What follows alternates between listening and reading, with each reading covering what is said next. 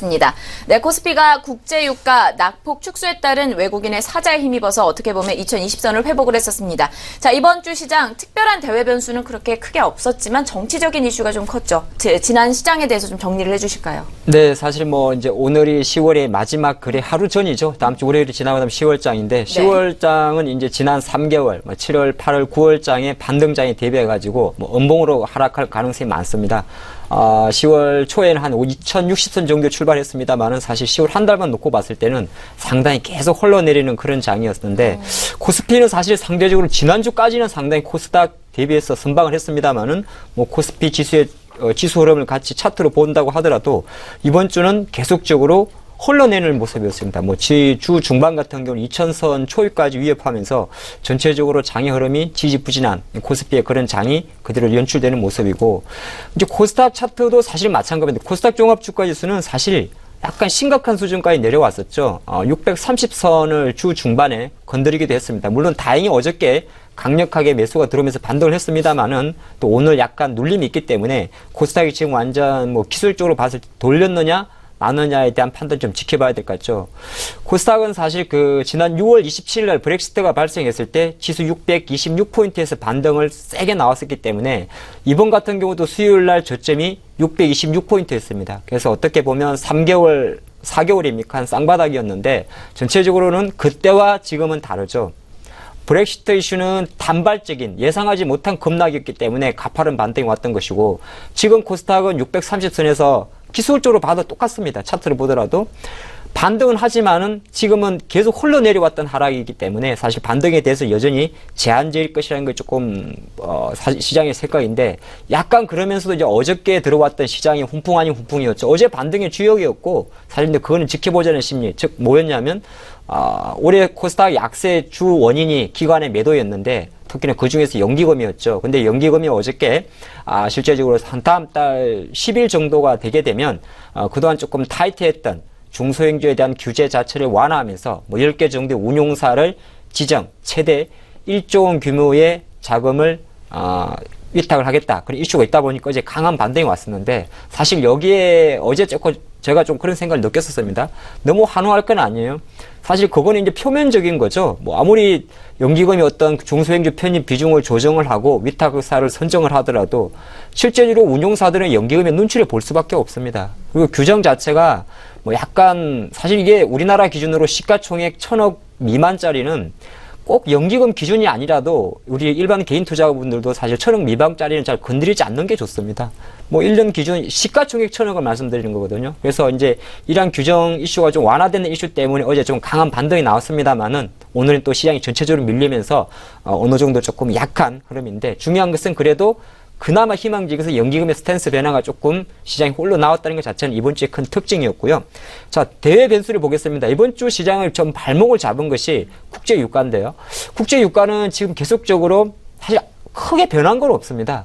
종가 기준으로 그냥 50달러 밑에 잠깐 있을 뿐인데, 워낙 이제 다시 최근에는 50달러에서 치고 가지 못하고 멈춰 있다 보니까 유가 관련 섹터 같은 경우는 약간 지난주까지는 약간 지지라는 표현을 썼다면은 지금에는 약간 불안감? 네, 감산에 대한 불안감 이런 것 자체가 유가 발목을 잡고 있는데 또 한 달을 기다려야 되죠. 네, 다음 달 말에 있습니다. 11월 마지막 주에 실제적으로 오스트리아에서 정례회의가 있기 때문에 이쪽에서 실제적인 감산이 나오기 전까지는 제가 볼 때는 계속적인 아마 등락만 보일 겁니다. 그래서 그 수준을 보시면 좋을 것 같고, 이번 주는 되게 이벤트가 많았어요. 일단 삼성전자 바로 어저께 저는 삼성전자에 어저께 두 가지가 있었습니다. 하나는 임시주총에서 원안대로 두 가지 안이 통과가 됐죠. 이재용 부회장 체제가 공식화된 거고, 또 하나가 프린팅 솔루션 부분의 매각, 그리고 시장이 기대했던 엘리엇의 제안서 특별 배당에 대한 이야기는 일단 11월 달까지 밀어버렸습니다. 근데 시장이 조금 더 긍정적인 요소를 제가 말씀드리면 반도체주가 어저께 상당히 강했죠. 오늘도 일부 반도체 장비주는 강한데요. 삼성이 어저께 경영 현황을 발표하면서 2016년도 총 26조 원의 반도체 디스플레이 시설 투자 이야기를 했고, 실제로 그 투자 규모는 2010년도 22조 원 대비해서 계속 증가하는 추세에 있고, 또 하나가 삼성전자가 5조 2천억이라는 영업이익이 폭발했죠. 스마트폰 부분에서 1천억 원에 그쳤습니다만은 반도체 디스플레이 DS 부분에서 4조 4천억의 실적이 나오다 보니까 결과론적으로 어제 삼성전자의 임시 추총 결과는 조금 다음 달로 미뤘습니다만은 반도체 섹터의 부각 자체가 중소형기에 좀 힘이 좋다 그렇게 볼 수 있을 것 같습니다. 개별주를 제가 좀 봤는데요. 풍력 대체 에너지 관련주들의 흐름이 나쁘지가 않습니다. 종목들 몇 가지 말씀드리면 뭐 태웅이라든지 CS 윈드라든지 하이로 코리아 뭐 대체적으로 이제 대체 에너지 풍력 기자재 업체들을 말씀드리는데 이 종목들의 최근의 흐름 자체는 제가 볼 때는 소리 없이 상당히 계속 강하게 가고 있습니다. 왜 갈까요를 생각해 보면 사실 지금 태양광이나 이 OCI 같은 쪽은 실적 발표 때문에 하락을 했는데 아무래도 다음 달 8일 날 있을 힐러리 미국 대선에 따른 어떤 기대감 자체가 풍력이나 이 기자재 쪽으로는 좀 몰리지 않나 그렇게 보면서 이번 주 상당히 소리 없이 강한 섹터 중에 하나였다고 제가 정리를 해드리겠고 뭐니 해도 제일 화끈하면 화끈했고 늘 변동성이 큰 거는 두 섹터가 있습니다.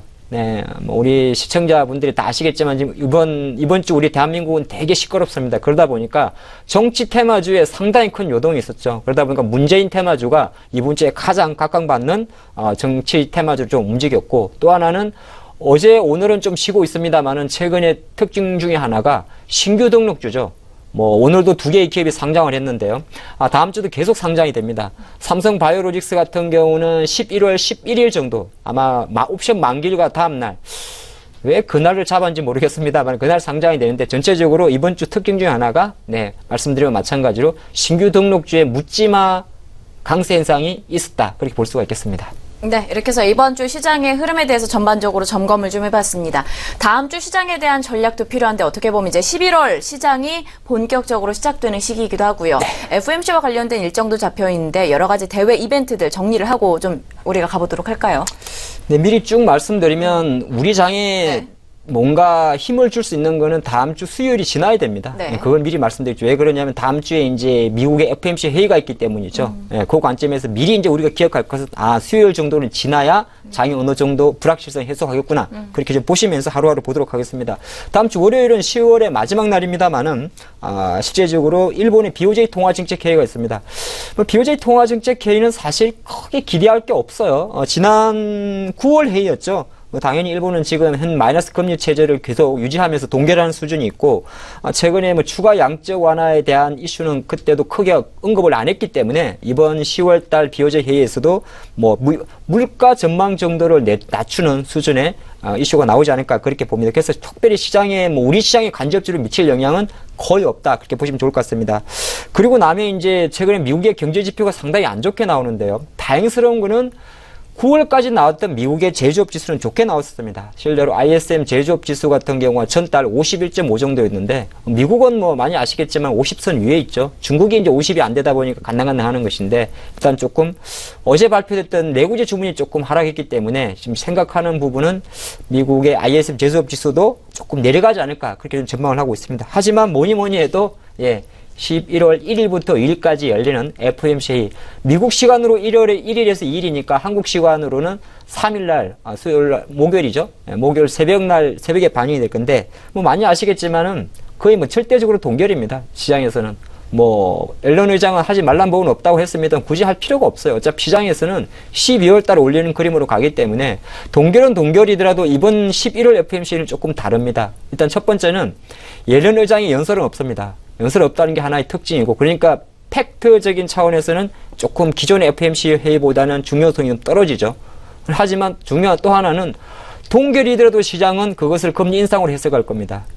제가 어떤 말씀 드리는지 아시겠죠? 어차피 12월에 금리를 올리기 때문에 11월 회의에서 금리를 동결하더라도 시장이 바라보는 바람은 매파적으로 해석할 가능성이 높다는 겁니다. 그래서 그 관점에서 사실 이번 11월달 FOMC는 스쳐 지나가는 FOMC 회의가 맞긴 맞습니다만은 지금 10월달처럼 계속적으로 금리 인상에 대한 트라우마를 가져간다 그렇게 볼 수 있을 것 같습니다.